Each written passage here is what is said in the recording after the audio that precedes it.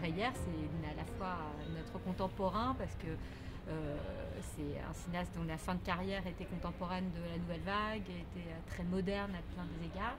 Et en même temps, c'est aussi notre père, le père de cinéma européen récent, non seulement dans les pays nordiques, mais aussi très influent, je crois, très en Europe de l'Ouest, enfin chez nous, en France.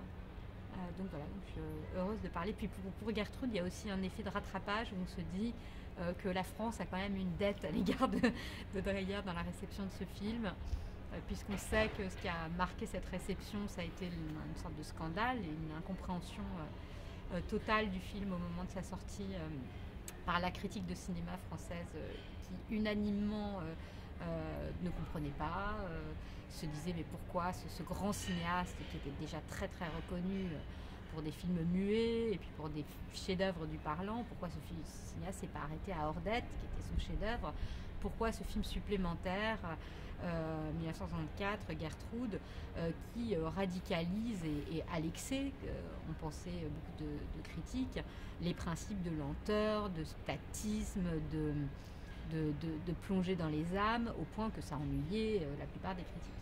Heureusement, le film le film a été très mal reçu en 64, et puis il est ressorti en 83, et moi c'est à ce moment-là que je l'ai découvert en salle quand il est ressorti en France.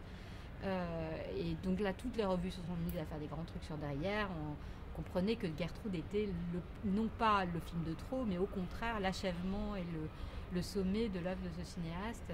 Et puis c'est un cinéaste qui, donc après 83, où toutes les critiques se sont rattrapées et ont fait amende honorable, a aussi donné du grain à moudre à des philosophes.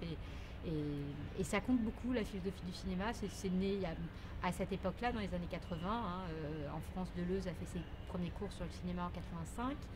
Et un petit peu avant, aux États-Unis, un philosophe qui s'appelle Stanley Cavell enseignait à Harvard sur le cinéma, en partie à partir de ce film de Dreyer et de deux films de Dreyer, La Passion de Jeanne d'Arc et Gertrude, qui avait une importance très grande pour lui. Donc Dreyer, ça a été...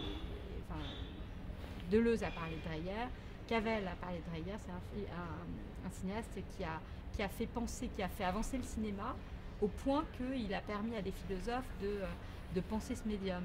C'est important. Il y a des films très clairement ancrés dans la foi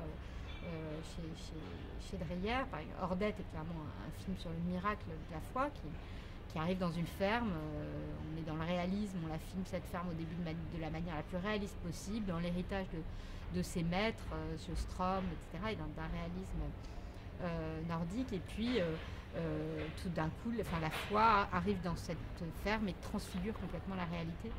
Donc je crois que ça c'était important, mais en même temps Dreyer refusait, quand on lui disait vous faites un cinéma mystique, il n'aimait pas ça. Il disait moi je n'en appelle pas à la croyance religieuse chez les gens, j'en appelle pas au mysticisme, mais juste je voudrais parler à des esprits ouverts, et des esprits ouverts ils doivent être capables de comprendre le bouleversement qui est quelque chose comme la foi. Voilà, mais c'était tout sauf dogmatique, quoi. Dreyer il s'est battu contre le dogmatisme, voilà, donc c'était pas un rapport à la religion qui était lié à un canon religieux ou à des dogmes, quoi.